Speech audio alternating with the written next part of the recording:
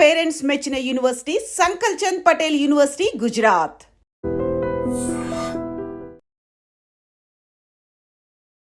నమస్తే, నేను Kavitha. Welcome to I dream news and నిజాలు. అసెంబ్లీ ఆఫ్ ఎక్స్పర్ట్స్ ఇరాన్లో తమ కొత్త సుప్రీంని ఎన్నుకుంది. మరణించినటువంటి ఖమేనీ రెండవ కుమారుడు ముస్తఫాను కొత్త సుప్రీంగా ఎన్నుకున్నట్టుగా అనౌన్స్ చేశారు. ఇరాన్లో దేశవ్యాప్తంగా సంబరాలు అయితే జరుగుతున్నాయి. బట్ ట్రంప్ మాత్రం ఏం జరుగుతుందో చూద్దాము అనేటువంటి ఒక మాట అన్నారు. అది హెచ్చరికనా, బెదిరింపా, లేకపోతే మేము కావాల్సింది చేసుకుపోతామనేటువంటి ఒక మాటని ఇండైరెక్ట్ గా చెప్తున్నారు. మనతో పాటుగా ఉన్నారు సీనియర్ జర్నలిస్ట్ సురేష్ కొచ్చాతిల్ గారు. సార్ నమస్తే.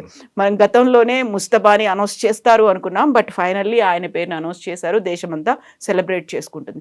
But Trump is not happy. ఆ మాట అయితే ఏం జరుగుతుందో చూద్దాం ఎందుకంటున్నారు అలా? ఈ యుద్ధం మొదలైనప్పుడు కవిత గారు, ఇజ్రాయెల్కి చాలా క్లియర్ ఉండే వాళ్ళ ఆబ్జెక్టివ్స్ ఏంటనేది. ఎప్పుడైనా ఏ యుద్ధం జరుగుతాయి మొదలైనప్పుడు, యుద్ధం మొదలైనప్పుడే మన ఒక ఆబ్జెక్టివ్ ఉంటుంది. ఏంటి, మనం ఆపరేషన్ సింధూర్ మొదలుపెట్టినప్పుడు పాకిస్తాన్లో ఉన్న టెర్రరిస్ట్ క్యాంప్ని కొట్టాలని మన ఆబ్జెక్టివ్ ఉండే. పాకిస్తాన్ ఆర్మీని కొట్టడానికి, అది ఎయిర్ ఫోర్స్ కొట్టడానికి, వాళ్ళని కొట్టాలి. అది చేసాం. చేసిన తర్వాత అనౌన్స్ ప్రెస్ కాన్ఫరెన్స్ చెప్పాం, అయిపోయింది, వీఆర్ ఫినిష్డ్, ఆబ్జెక్టివ్ మీట్ అయిపోయింది డే 1లోనే. మీరేం చేయకండి. పాకిస్తాన్ వినలేదు, వాళ్ళు మన మీద బాంబులు వేశారు, మనం అడ్డుకున్నాం దాన్ని. 3వ రోజు మనం వాళ్ళ మీద దాడి చేసాం. వాళ్ళ బంకర్లు, రన్వేలు, వాళ్ళ అవాక్స్ ఉన్న ప్లేస్లు, వాళ్ళ హ్యాంగర్లు అన్నీ మనం కొట్టాం, ఇంక్లూడింగ్ కిరాణా హిల్స్ వాళ్ళ న్యూక్లియర్ కమాండ్ పోస్ట్ దగ్గర. సో ఒక ఆబ్జెక్టివ్ ఉండే మోదీ గారి ముందు, that this is going to be my final game అని. సో దానికోసం 4వ రోజు అయినప్పటికీ ఇమీడియట్లీ వీ రియలైజ్ వాళ్ళు ప్యానిక్ అవుతారని చెప్పి ఇమీడియట్గా వాళ్ళు సీజ్ ఫైర్ అడిగారు. వాళ్ళ డీజీఎంఓ, మన డీజీఎంఓకి అడిగారు. మన డీజీఎంఓ పొలిటికల్ క్లియరెన్స్ తీసుకున్న తర్వాత ఓకే అని చెప్పారు. War is over. కానీ ఇక్కడ ఈ యుద్ధంలో ఇప్పుడు కూడా అమెరికన్ పోల్స్టర్స్ ఏమంటున్నారంటే, అమెరికన్ అనలిస్ట్ ఏమంటున్నారంటే, ఇజ్రాయెల్ అమెరికాని గుంజుకొని తీసుకొచ్చారు ఈ వార్లో. సో ఇజ్రాయెల్ దగ్గర టాప్ క్లాస్ ఇంటెలిజెన్స్ ఉంది, that's no doubt about it. సిఏతో పాటు ఇంకా అది కొంచెం కూడా ఇంకా చాలా మటుకు ఇంకో లెవెల్కి వెళ్ళిపోతుంది. దానికోసం వాళ్ళు ఫస్ట్ డేనే ఖమేనీని కొట్టారు వాళ్ళు చాలా క్లియర్గా. మొత్తం ఇరాన్లో టాప్ రెవల్యూషనరీ గార్డ్ లీడర్షిప్ మొత్తం వైప్అవుట్ చేసేసారు వాళ్ళు. ఈ పరిస్థితుల్లో అమెరికా ఏమనుకున్నారంటే, ఇంకొక వారం లోపల ఈ గవర్నమెంట్ మొత్తం పడిపోతుంది, వాళ్ళది ఏమి ఉండరు, బాంబింగ్ చేద్దాం ఇంకా. సో వీళ్ళిద్దరు కలిసి వాళ్ళ మెయిన్ ఇన్స్టాలేషన్స్ మీద అక్కడిక్కడ బాంబులు చేశారు. కానీ ట్రంప్ క్యాల్కులేట్ చేసింది ఒక తప్పు ఉండే. ఈ ఇరాన్లో ఉన్న రెవల్యూషనరీ గార్డ్స్ అనే కాన్సెప్ట్ ఎప్పుడు మొదలైందంటే కవిత గారు, అయోతలా ఖొమేనీ టేక్ ఓవర్ చేసుకున్నాడు 79లో. ఆయనకు అక్కడ ఉన్న ఆర్మీ మీద నమ్మకం లేకుండా, అలా regular army, Iranian army almost ఆ టైంలో 3 లక్షలు ఉన్నారు, ఇప్పుడు 5 లక్షల మంది ఉన్నారు. వాళ్ళ మీద అస్సలు నమ్మకం లేకుండా ఆయనకి డౌట్ ఉండే, ఏదో ఒక రోజు వీళ్ళు ఒక కూ చేస్తారు, నన్ను తీసి పక్కన పడేస్తారు, చంపేస్తారు, because they are all loyal to Reza Shah Pahlavi, Shah of Iran. కానీ అది జరగలేదు. కానీ ఏం చేశాడు ఈయన, ఆర్మీని వీకెన్ చేశాడు కంప్లీట్గా. వాళ్ళ ప్యారలల్గా ఒక ఆర్గనైజేషన్ పెట్టుకున్నాడు, దాని పేరు రెవల్యూషనరీ గార్డ్స్, IRGC అంటారు, ఇరానియన్ రెవల్యూషనరీ గార్డ్స్ కోర్ అన్నమాట. ఈ IRGC ఒక ప్యారలల్ పవర్ఫుల్ ఆర్మీగా దిగింది. వాళ్ళ రిపోర్టింగ్ స్ట్రక్చర్లో they report directly to the supreme leader అన్నమాట. సుప్రీం లీడర్ ఏం చెప్తారో అదే వింటారు వాళ్ళు, ఇంకేం కాదు. కాసిం సులేమానీ అని చెప్పి వాళ్ళ IRGC టాప్ కమాండర్ని US అండ్ ఇజ్రాయెల్ కలిసి చంపారు, మీకు గుర్తుండే కొన్ని సంవత్సరాల ముందు. వాళ్ళు అనుకున్నారు అప్పుడు కూడా ఈ కంప్లీట్ కమాండ్ కొలాప్స్ అయిపోతుంది. ఒక ఆర్మీకి కమాండ్ అండ్ కంట్రోల్ అనేది చాలా ఇంపార్టెంట్. మనం ఎప్పుడైనా చూసిన హైరార్కీ ఉంటుంది. టాప్లో you will have the general himself, like for example army chief, అక్కడి నుంచి lieutenant general, major general, brigadier కిందకు వస్తూనే ఉంటారు అట్లా.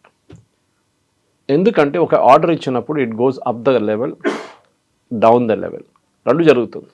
పైనుంచి ఒక ఆర్డర్ వస్తుంది, బాటమ్ లెవెల్ దాకా, లాస్ట్ జవాన్ దాకా దాన్ని ఇంప్లిమెంట్ చేయాల్సి వస్తుంది. సో వీళ్ళు ఒక డూమ్స్ డే సెనారియో అంటారు ఇంగ్లీష్లో. అంటే ద వర్స్ట్ కేస్ సెనారియో ఏం చేస్తారు, మన సుప్రీం లీడర్ని చంపేస్తారు, మన కమాండర్లు అందరినీ కొట్టేస్తారు. వాళ్ళకి తెలుసు జరుగుతుందా, దే హావ్ క్యాల్కులేటెడ్, రాసి పెట్టారంట. Khamenei had written down entire thing saying, నేను పోయిన తర్వాత ఇట్లా జరగాలి, ఈ ఎలక్షన్ ఇట్లా నడవాలి, నా కొడుకుని చేయకూడదు, because it should not become like a monarchy. Complete details ఇచ్చారు, ఎవరు సెలెక్ట్ చేస్తారు, 83 మంది మీరు చెప్పినట్ట కమిటీ ఆఫ్ ఎక్స్పర్ట్స్, వాళ్ళు కూర్చొని డిసైడ్ చేస్తారు. కానీ దాంతోపాటు ఇంకోటి ఏం చేశారంటే వీళ్ళు command and control last sector దాకా తీసుకెళ్లారు. ఇరాన్ అంటే double the size of France, అంత పెద్ద దేశం. I think after Saudi Arabia second biggest GCC country is Iran. ఆ కంట్రీలో చాలా మటుకు వీళ్ళు ఏం చేశారంటే లోకల్ లెవెల్ దాకా ఐఆర్జీసీ కమాండ్ని తీసుకెళ్లారు. మనం యూజువలీ ఒక రెవల్యూషనరీ గార్డ్స్ అని మన మైండ్లో ఏమొస్తుంది, తుపాకీ పెట్టుకొని పెద్ద మెషిన్ గన్లు పెట్టుకొని లేకుంటే రాకెట్ పేపర్ గ్రెనేడ్ పెట్టుకొని మొత్తం టీంలు యుద్ధంకి వెళ్తున్నారు కాదు. మిలిటెంట్స్ లాగా వర్క్ చేస్తారు అనేది. They work on building dam, రోడ్లు తయారు చేస్తారు, స్కూల్ బిల్డ్ చేస్తారు. చాలా మటుకు డెవలప్మెంట్ ప్రోగ్రామ్స్ వాళ్ళ చేతిలో. In fact 1/3 of the Iranian economy control చేస్తుంది రెవల్యూషనరీ గార్డ్స్. అక్కడే వాళ్ళ పవర్ మనకు తెలిసిపోతుంది. వాళ్ళు పని ఆపేస్తే రోడ్లు ఉండవు, డ్యాములు నడవవు, ఏం జరగదు ఇరాన్లో. కాకుండా అక్కడ పబ్లిక్ ఎలక్ట్ చేసుకున్నటువంటి ఒక గవర్నమెంట్ ఉంటుంది, అక్కడ ప్రధానమంత్రి ఉంటారు, మినిస్టర్స్ ఉంటారు, వాళ్ళకి సంబంధించినటువంటి ఆర్మీ ఉంటుంది. ఇవన్నీ ఉన్నప్పుడు కూడా రివల్యూషనరీ గార్డ్స్ దానికి ఒక సుప్రీం లీడర్ అనేవాళ్ళు. ఇప్పుడు 88 మంది మత పెద్దలు కలిసి ఎన్నుకున్నారు అంటే అక్కడ ఉన్నటువంటి ప్రజెంట్ ప్రైమ్ మినిస్టర్ మీద అంత ఫోకస్ పెట్టట్లేదు ట్రంప్, కేవలం వీళ్ళ మీద ఎందుకు పెడుతున్నారు? రివల్యూషనరీ గార్డ్స్కి అంత ఎందుకు పవర్ఫుల్గా ఉన్నారు వాళ్ళు? కవిత నిన్న ఇరానియన్ ప్రెసిడెంట్ మనకు స్టేట్మెంట్ ఇచ్చారు, మీరు చూసుంటారు. అపాలజైజ్ చేశారు టు ద నేబరింగ్ స్టేట్స్, అంటే Saudi Arabia, Khattar, Bahrain, UAE వీళ్ళ దగ్గర. దట్ సారీ ఒమాన్, మేము తప్పు చేసాం, మిమ్మల్ని కొట్టి, మేము యాక్చువల్లీ మా దగ్గర కొంచెం మిస్కమ్యూనికేషన్ ఉండే, ఇంకా జరగదు ఇప్పటి నుంచి అని చెప్పారు. వితిన్ హాఫ్ అన్ అవర్ ఆయనకు ఆ స్టేట్మెంట్ విత్డ్రా చేయాల్సి వచ్చింది. అంటే అంత పవర్ వచ్చింది, తీసుకొచ్చారు రెవల్యూషనరీ గార్డ్స్ అని. మీరెవరు ఈ స్టేట్మెంట్ ఇవ్వడం? ఆలోచించాను, ఈ ద ప్రెసిడెంట్ పెరిషిఖాన్, బట్ ఆయన మీద ప్రెషర్ పెట్టారు. ఆయన ఏమన్నారు, నేను ఆ స్టేట్మెంట్ విత్డ్రా చేస్తున్నాను, but we will hit America wherever it is or Israel wherever they are. So మీరు యుఏఈలో అటాక్ చేసినప్పుడు మీరు దుబాయ్ ఎయిర్పోర్ట్ ఎందుకు అటాక్ చేస్తున్నారు? అమెరికా అక్కడ లేదు కదా. నిన్న ఇంకొక అటాక్ కూడా జరిగింది దుబాయ్ ఎయిర్పోర్ట్ మీద. పామ్ జుమరీ అటాక్ చేశారు, ఎందుకు అటాక్ చేస్తున్నాం? అక్కడ ఒక హోటల్ అటాక్ చేశారు. బహ్రెయిన్లో చాలా మటుకు అక్కడ సివిలియన్ ఇన్ఫ్రాస్ట్రక్చర్ మీరు కొట్టారు. డీసాలినేషన్ ప్లాంట్స్ కొడుతున్నారు. ఇది చాలా ఇప్పుడు ఎట్లయిపోయిందంటే ఈ యుద్ధం ఎక్స్పాండ్ అయిపోయింది కంప్లీట్గా. ఇది ట్రంప్ ఆలోచించలేదు. నెటన్యాహు ప్రాబ్లం లేదు, నెటన్యాహుకి ప్రిన్సిపల్ సర్వైవల్, వాళ్ళకు కూడా ఇదే ఇష్యూ. ఇరాన్లో సర్వైవల్ అంటారు చూడండి, ఇజ్రాయెల్ కూడా అదే, వీ హ్యావ్ టు సర్వైవ్. మేము మాకు బతికి ఉండాలి ఎట్లయినా, we have to survive some also, we will fight till the last man. అది ఇజ్రాయెల్ పాలసీ. ఇటువైపు ఇరాన్ కూడా అంతే. మేము ఎన్ని రోజులు దీన్ని పొడిగించి తీసుకెళ్తామో అన్ని రోజులు గల్ఫ్ విల్ బికమ్ అన్స్టేబుల్. ఇవాళ పొద్దున oil has gone to $100 per barrel, $116 అయింది. సో అది ఎందుకు? That is a strategy, Iran strategy. ఏంటంటే మనం కొడితే ఎకనామిక్ డిస్ట్రక్షన్ జరగాలి. ఇప్పుడు గల్ఫ్ దేశాలు టెన్షన్లో ఉన్నారు. డీసాలినేషన్ ప్లాంట్ని కొడితే వాళ్ళకి నీళ్ళు ఉండవు, తాగడానికి కూడా దొరకవు. నిన్న ఇండియా నుంచి పెద్ద 2-3 ఎయిర్క్రాఫ్ట్, ఫ్రైటర్ ఎయిర్క్రాఫ్ట్ ఫుడ్ తీసుకెళ్ళింది యుఏఈకి. ఎందుకంటే యుఏఈలో చాలా మటుకు ఎక్స్పాట్రియట్స్ ఉంటారు, చాలా మంది ఎక్స్పాట్రియట్స్ అన్ని ప్లేసెస్లో ఉన్నారనుకోండి, కానీ అక్కడ ఉన్న సూపర్ మార్కెట్స్లో కూడా ఫుడ్ లేదు. లుల్లు వాళ్ళు నిన్న ఇండియా నుంచి మళ్ళీ ఒక స్పెషల్ ఫ్రైటర్ ఎయిర్క్రాఫ్ట్ తీసుకెళ్ళారు. ఇంత I think some 80,000 kilos something like that, number exactly గుర్తులేదు, కానీ అంత ఫుడ్ స్టఫ్స్ అంతా ఇక్కడ తీసుకెళ్లారు. మన ఆయిల్ గురించి మాట్లాడుతున్నాం, అవుట్వర్డ్ మాట్లాడుతున్నాం, ఇన్వర్డ్ మాట్లాడలేదు. అక్కడ ప్రజలు ఏం చేస్తారు? అక్కడ ప్రజలు ఎందుకు వెళ్ళారు? ఎక్స్పాట్రియట్స్ అంటే it's a safe place, tension ఉండదు, టాక్సేషన్ లేదు, లైఫ్ స్టైల్ చాలా బాగుంటుంది చెప్పి దుబాయ్కి వెళ్ళారు. I'm just giving example of Dubai, ఎందుకంటే ఆ దుబాయ్ లాంటి లైఫ్ స్టైల్ మీకు సౌదీ అరేబియాలో కనిపించదు, మిగతా చోట్ల కూడా కనిపించదు. సో దే హ్యాడ్ సెట్ ఆ డెస్టినేషన్గా మార్చుకున్నారు. బహ్రెయిన్ చూడండి, చిన్న దేశం, అమెరికన్ 5th ఫ్లీట్ అక్కడ ఉంది. 5th ఫ్లీట్ రిపీటెడ్గా కొడుతున్నారు వాళ్ళు. ఇప్పుడు కువైత్ ఎయిర్పోర్ట్ మీద దాడి చేశారు. సో ఇరాన్ రెవల్యూషనరీ గార్డ్స్ ఏం చేస్తున్నారంటే, వాళ్ళు అమెరికా కూడా ఇప్పుడు అదే, అమెరికన్ అనలిస్ట్ అంటున్నారు, వాళ్ళకి అర్థం కావట్లేదు వీళ్ళు ఎట్లా ఆపరేట్, ఇంత బాంబింగ్ చేసిన తర్వాత కూడా where are they operating from అని అర్థం కావట్లేదు. వీళ్ళు ఎట్లా కొడుతున్నారు, సైప్రస్ని ఎట్లా కొడుతున్నారు, వీళ్ళు అమెరికన్ ట్యాంకర్స్ని ఎట్లా కొడుతున్నారు అర్థం కావట్లేదు అమెరికన్స్కి. ఎందుకంటే వీళ్ళు నార్మల్ వార్ ఫైట్ చేసేటవాళ్ళు. మీ ఎనిమీ అక్కడ ఉంది, మేము ఇక్కడ మిసైల్ ఫైర్ చేస్తాం, వాళ్ళ మీద వెళ్ళి పడుతుంది. అక్కడ ఎనిమీ ఉండడు, ఇప్పుడు ఇక్కడ ఉన్నాడు, దాని గంట తర్వాత ఇక్కడ ఉంటాడు. So they are changing the tactics అనమాట లోకల్ లెవెల్లో. ఒక కమాండ్ అండ్ కంట్రోల్ కాకుండా యుఎస్ సెంట్రల్ కమాండ్ ఈ వార్ కంట్రోల్ చేస్తున్నారు. టాంపా, ఫ్లోరిడా నుంచి admiral Cooper is the head of it. ఆయన ఒక ఆర్డర్ ఇస్తే ద ఆర్డర్ కింద దాకా వెళ్తుంది నేను చెప్పినట్టు. కానీ ఇక్కడ అది కాదు, they have worked out A horizontal arrangement. వీళ్ళతో టచ్లో లేరు, ఎందుకంటే వాళ్ళకి తెలుసు మేము కమ్యూనికేట్ చేస్తున్నప్పుడు యూఎస్ అండ్ ఇజ్రాయెల్ వింటున్నారు మేమేం కమ్యూనికేట్ చేస్తున్నాను. We will not communicate with each other. Local లెవెల్లో ఇది ముందే రాసి పెట్టుకున్నారు కవిత గారు, అది వాళ్ళు ఇంప్లిమెంట్ చేస్తున్నారు. I think the brilliant strategy. I mean ఇరాన్తో మనం అగ్రీ చేయం చాలా మటుకు, వాళ్ళ దగ్గర జరిగిన అత్యాచారాలు, వాళ్ళ మహిళల మీద చేస్తున్న అత్యాచారాలు, దాన్ని మనం చెప్పొచ్చు. ప్రెసిడెంట్ ట్రంప్ ఏమని అనుకున్నాను నేను చెప్పాను చూడండి, ఈ గ్రీన్ రెవల్యూషన్ అనే ఒక రెవల్యూషన్ ఉండే కొన్ని సంవత్సరాల ముందు, దాన్ని మొత్తం డిస్మాంటిల్ చేసింది ఇదే Mustafa. He was his father's alter ego అంటారు ఇంగ్లీష్లో, గేట్ కీపర్, అదే వర్డ్ యూజ్ చేస్తున్నారు అన్ని ఛానల్స్ ఇవాళ పొద్దున. From CNN to ABC, everybody is using the word, Fox News. He was a gatekeeper of his father. దానికోసం మీరు అడుగుంటున్న వాళ్ళకి ఇంకా పిల్లలు ఉన్నారు, why only Mustafa? Conscience keeper ఉండే వాళ్ళ ఫాదర్ది, వాళ్ళ ఫాదర్ షాడోగా ఉండే ఆయన.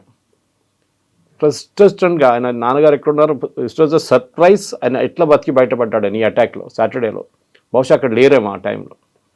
ఇప్పుడు జరిగిన దాంట్లో ఈ ముస్తఫాకి ట్రంప్ అయితే చెప్పేసరి ఈజ్ అ లైట్ వెయిట్, అంత పెద్ద పని కాదు, ఆయన చాలా లైట్ వెయిట్ మనిషి అని చెప్పి, అంత పవర్ఫుల్ కాదు, ఈజీగా తీసేయచ్చు. He is powerful. ఆయన రెవల్యూషనరీ గార్డ్స్ని హెడ్ చేస్తున్నారు, డిఫాక్టో హెడ్ అని చెప్పొచ్చు. డైరెక్ట్ అట్లా పోస్ట్ లేకుంటే కూడా de facto head.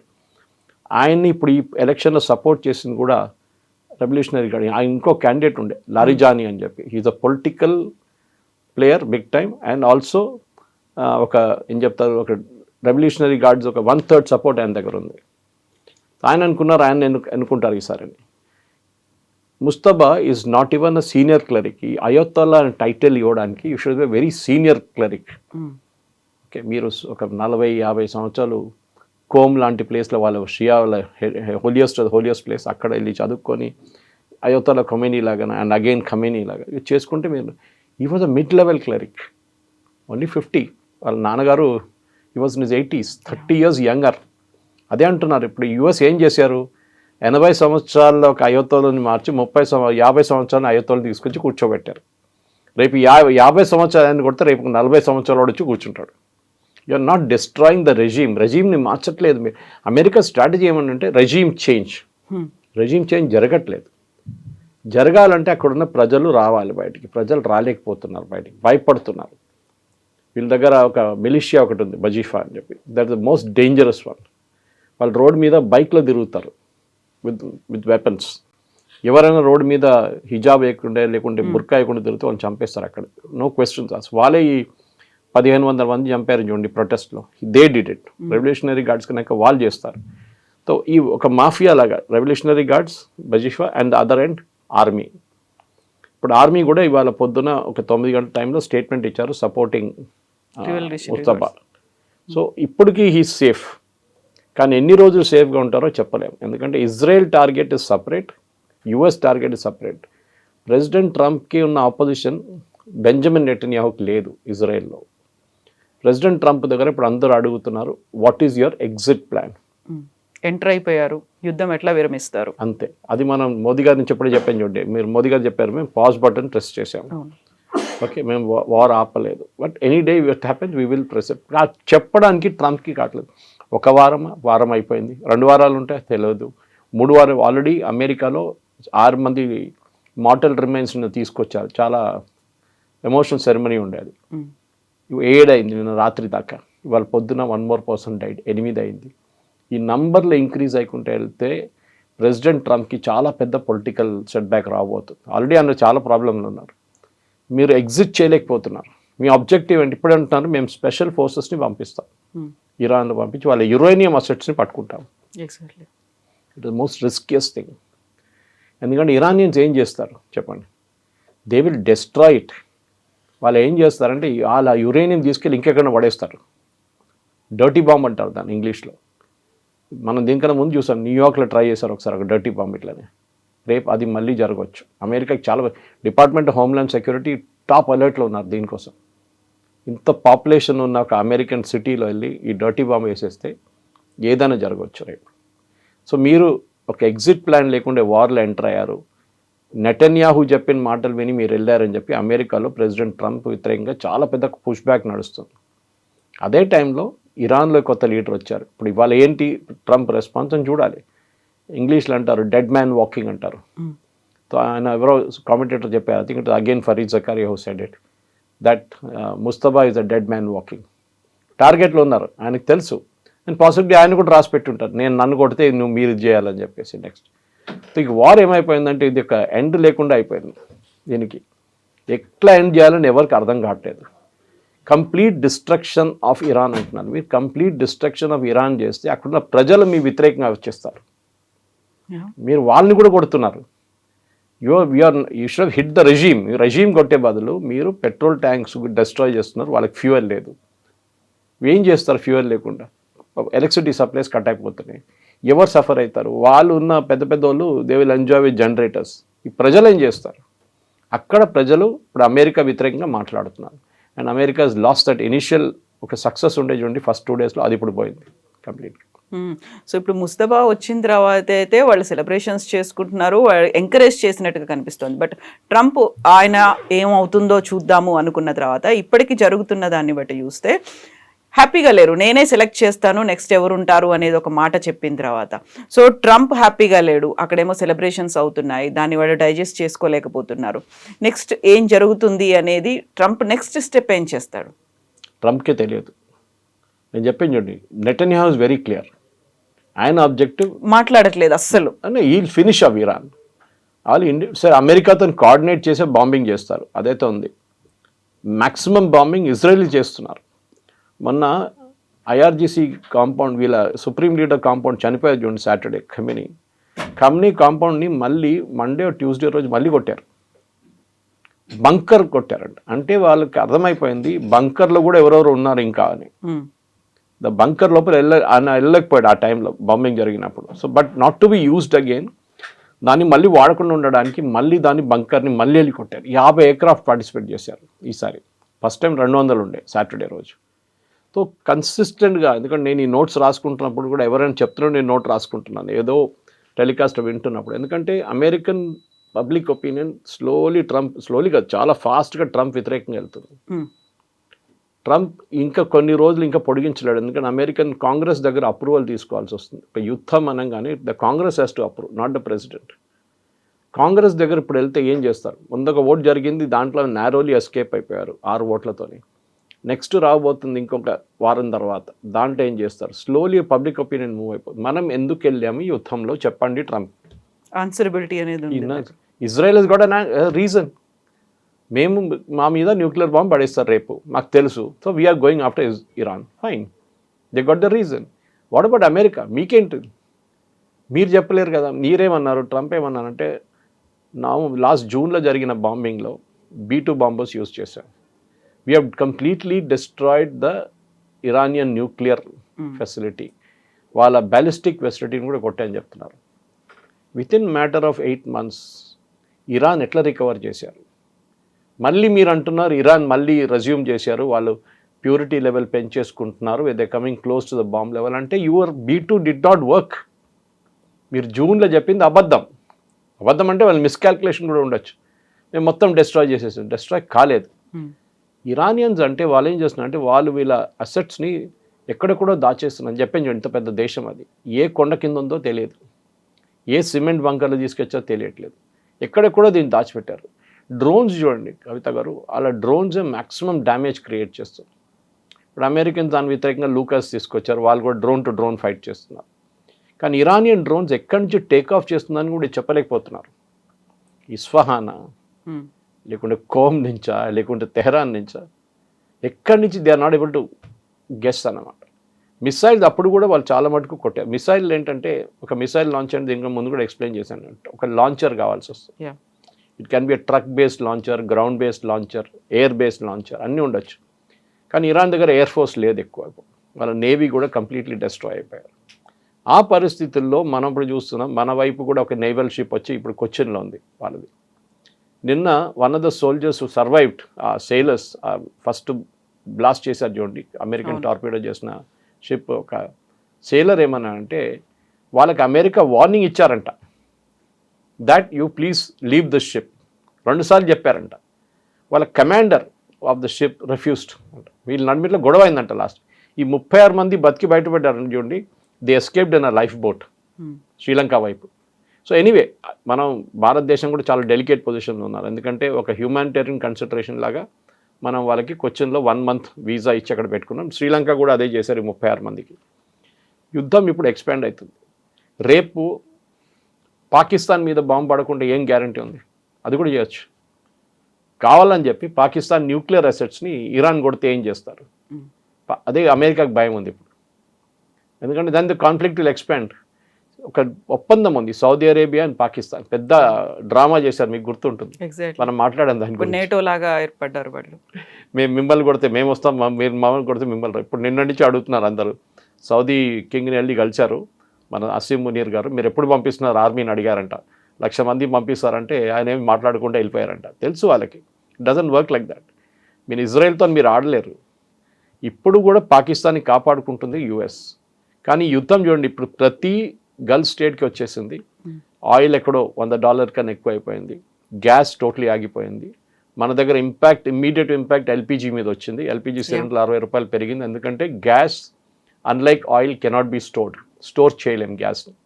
Both LNG and both CNG అవి కెనాట్ స్టోర్ గ్యాస్. ఒక లిమిట్ ఉంటుంది. ప్లస్ ఆయిల్ని మీరు ట్యాంకర్స్లో కానీ ఫ్లోటింగ్ ట్యాంకర్స్లో కానీ ఎక్కడైనా మీరు స్టోర్ చేసుకోవచ్చు. క్రిటికల్ మీ అండర్ గ్రౌండ్ ట్యాంక్స్లో కూడా స్టోర్ చేసుకోవచ్చు. గ్యాస్ అట్లా కాదు. So gas will be a major hit. దానికోసం ఖతార్ ఆల్రెడీ వార్నింగ్ ఇచ్చారు. ఇంక్లూడింగ్ మేజర్ కంట్రీస్కి చెప్పేశారంట, పాకిస్తాన్ కూడా, that we will not be able to give. యూకేలో the gas rates of gone up dramatically. యూఎస్లో ప్రెసిడెంట్ ట్రంప్ చెప్తుంటారు మేమే లార్జెస్ట్ ప్రొడ్యూసర్ ఆఫ్ ఆయిల్ అని. అక్కడ ఆల్మోస్ట్ 30 to 40% పెరిగింది ఫ్యూయల్ ప్రైసెస్. మన దగ్గర ఇంకా పెరగలేదు. ఎగ్జాక్ట్లీ. ఇప్పుడు లెబనాన్ మీద కూడా ఇజ్రాయెల్ అటాక్స్ చేస్తుంది. అక్కడ ఉన్నటువంటి ఇరాన్లో ఆయిల్ రిఫైనరీస్ మీద కూడా అటాక్ చేస్తుంది. అక్కడ హ్యూజ్ పొల్యూషన్ వస్తున్నాయి, ఫ్లేమ్స్ అనేవి ఉన్నాయి. ఇవన్నీ ఉన్న తర్వాత అక్కడ ఎన్విరాన్మెంట్కి ఇంపాక్ట్ పడుతుంది. ఎకనామికల్గా, ఫైనాన్షియల్గా ప్రతి చోట ఇంపాక్ట్ అనేది ఉంది.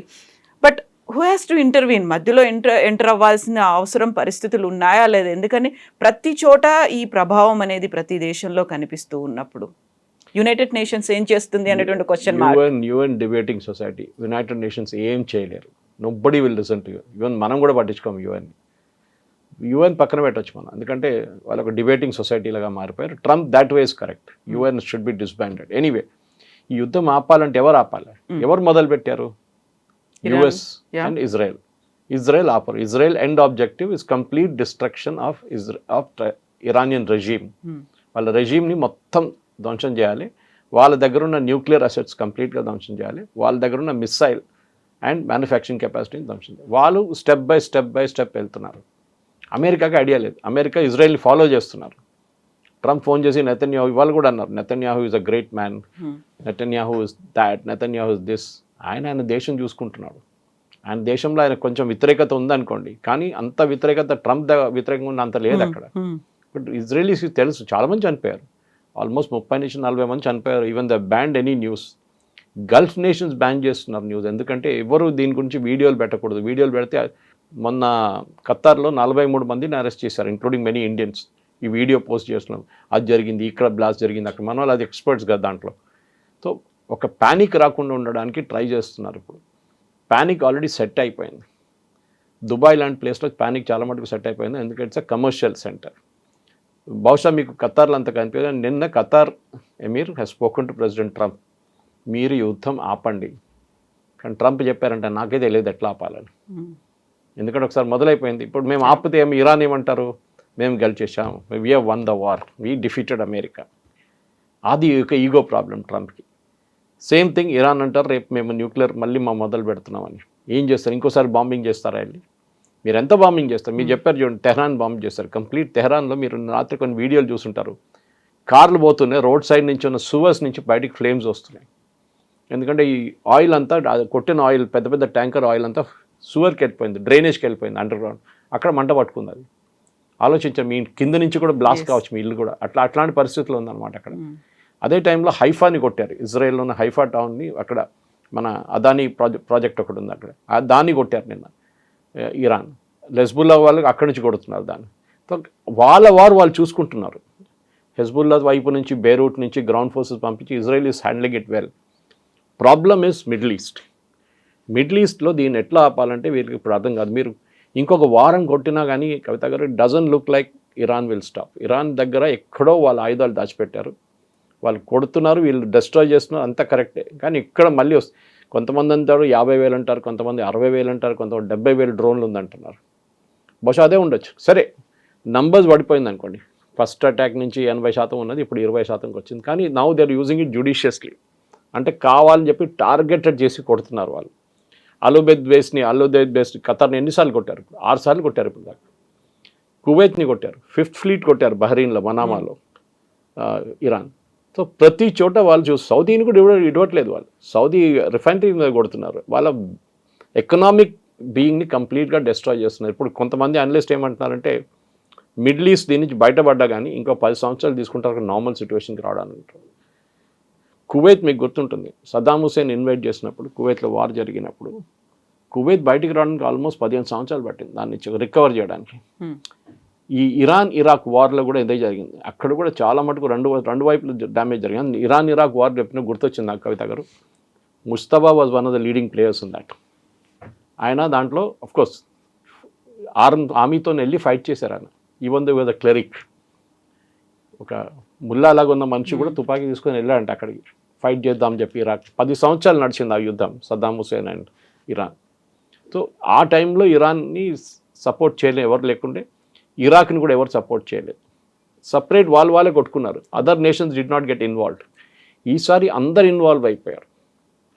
ఖతార్ ఎకానమీ ఎక్కడ పోయింది చూడండి. ఎప్పుడు అడగండి, ఖతార్ గ్యాస్ లేకుంటే వాళ్ళు they cannot do anything.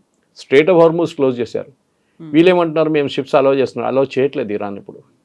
Revolutionary guard, నేను చెప్పాను చూడండి, వాళ్ళ ప్రెసిడెంట్ స్టేట్మెంట్ ఇచ్చేయంగానే revolutionary guard said who is he, ఆయన ఎవరు చెప్పడానికి మాట, who is he to apologise to America, nothing doing, withdraw అని చెప్తే విత్డ్రా చేసుకున్నారు. స్ట్రేట్ ఆఫ్ హార్మూజ్ కూడా అంతే. స్ట్రేట్ ఆఫ్ హార్మూజ్ కంట్రోల్ చేస్తుంది రెవల్యూషనరీ గార్డ్స్, ఆర్మీ కాదు, నేవీ కాదు. సో ఈ పరిస్థితుల్లో ఇంకా ప్రతిరోజు వీఆర్ కౌంటింగ్ ఇంకొన్ని రోజులు ఉంటుంది. ప్రతిరోజు డ్యామేజ్ అంతా జరుగుతుంది అనేది.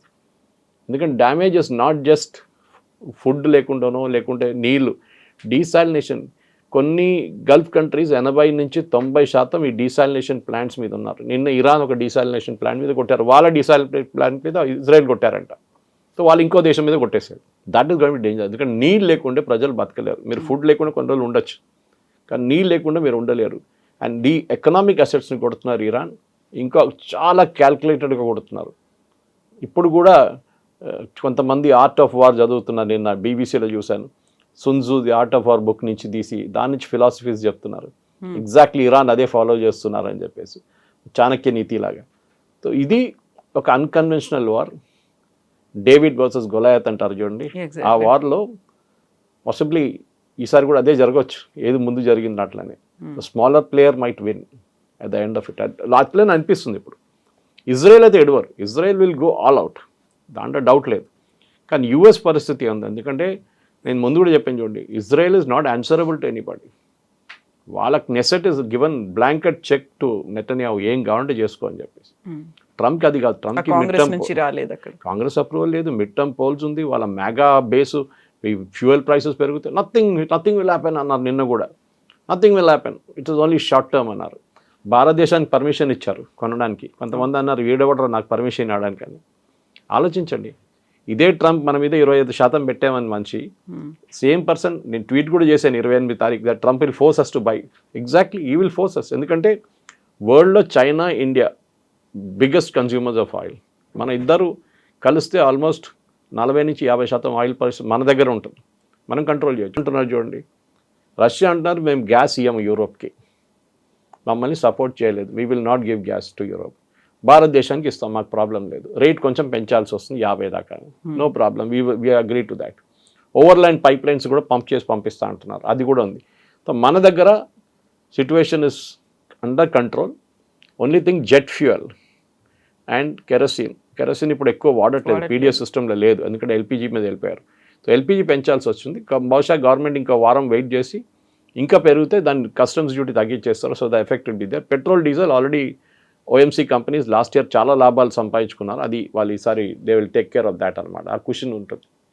కానీ ఇదొక ముందుకెళ్తే బ్యారెల్ 110, 120కి వెళ్ళిపోతే దెన్ ఎంటైర్ చాలా దేశాల ఎకానమీ కంప్లీట్గా కొలాప్స్ అయిపోతుంది. మనం ఏషియా గురించి మాట్లాడుతున్నాం, మనం ఆఫ్రికా గురించి మాట్లాడలేదు. యూరోప్లో ఉన్న గ్యాస్ క్రైసిస్ మాట్లాడుతున్నాం, కానీ మన ఇండోనేషియా, ఫిలిప్పీన్స్ వైపు మాట్లాడలేదు.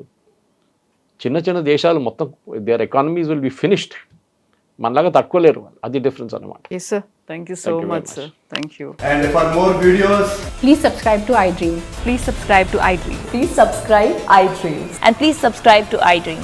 For more videos, subscribe to iDream. please like, share, and subscribe to the channel. Congratulations, iDream. subscribe to iDream. Subscribe to iDream. So subscribe to iDream Media. iDream ki iDream team అందరికి huge congratulations. Please subscribe iDream Media. Please subscribe to iDream. Subscribe iDream. Please subscribe to iDream. iDream అంటే నా కళల ఛానల్ను subscribe చేసుకున్న నోరు తిరుగుతలేదు, మీరైతే గంట గుర్తు కొట్టండి. For more such videos, please subscribe to iDream. Subscribe to iDream. Please subscribe to iDream. Please subscribe iDream Media. Please do subscribe to iDream. Please subscribe to iDream Media. For best entertainment and information, please subscribe iDream. And don't forget to subscribe to iDream.